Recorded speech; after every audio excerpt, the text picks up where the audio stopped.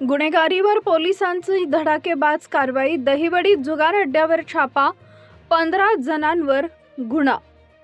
मोरेमळा काशीद वस्ती इथं सुरू असलेल्या बेकायदा जुगार अड्ड्यावर दहिवडी पोलिसांनी धाड टाकत 15 जणांविरोधात गुन्हा दाखल केला आहे।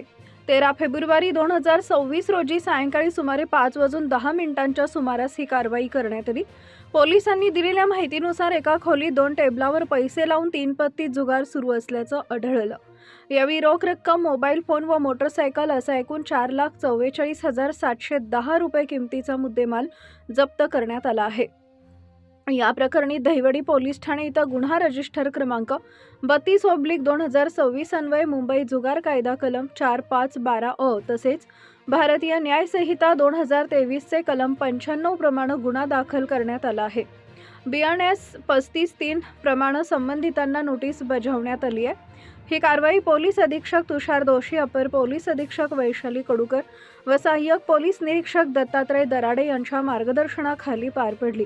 तपास सहाय्यक पोलीस फौजदार प्रकाश अधिकराव खाडे करत आहेत, तर गुन्हा दाखल अंमलदार म्हणून पोलीस नाईक स्वप्नील शंकर म्हामाने यांनी काम पाहिले। दरम्यान जुगार अड्ड्यावर अल्पवयीन मुलाकडून काम करून घेतल्याचा प्रकारही समोर आला असून या प्रकरणाचा तपास सुरू आहे। Bureau report, DSP news live. सर्वसामान्यांना न्याय मिळवून देणारे हक्काचे चॅनल DSP न्यूज लाईव्ह।